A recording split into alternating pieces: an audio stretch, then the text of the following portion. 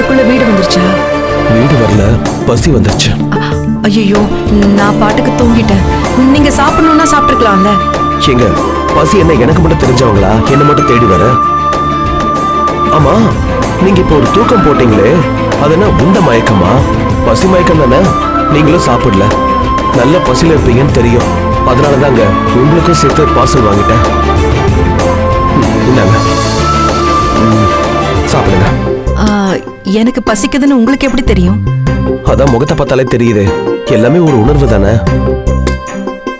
இத்தனை நாள் பழகி இருக்கோம், இது கூட தெரிஞ்சுக்கலாம் எப்படிங்க? இந்தாங்க, சாப்பிடுங்க.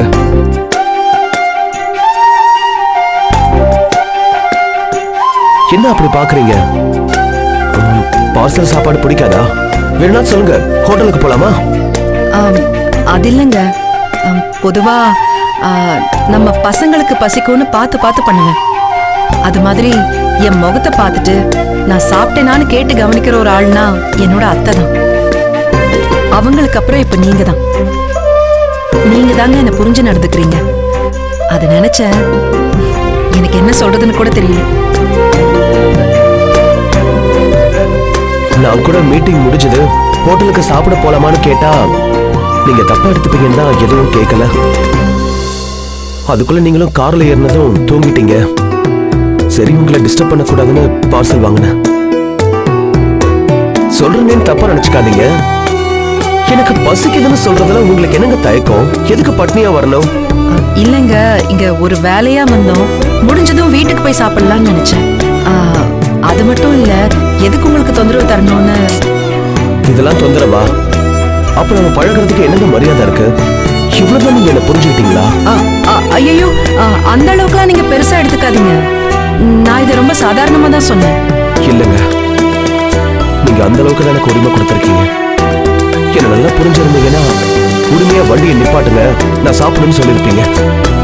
யாரோ ஒருத்தரா நினைக்க போய் தானே உரிமையா கேட்கறத கூட தொந்தரவா நினைக்கிறீங்க. நீங்க என்ன பேசுறீங்க? எனக்கு நீங்க பண்ணாத உதவியா? நான் எப்பவுமே உங்களுக்கு தொந்தரவா தானே இருந்திருக்கேன். நீங்க என்னதான் சொன்னாலும் எனக்கு அப்படிதான் தோணுது. சரிங்க, ஏதோ ஒரு நினைப்புல மறந்துட்டேன், மன்னிச்சிருங்க. இப்ப எனக்கு ரொம்ப பசிக்குது. சாப்பிடவா இல்ல ஏதாச்சும் இன்னும் உரிமை போராட்டம் இருக்கா? இல்ல இல்லங்க, நானும் ஒரு அக்கறையில தான் கோச்சுக்கிட்டேன். இந்தாங்க, சாப்பிடுங்க. இருங்க, ஸ்பூன் எடுத்து தரேன்.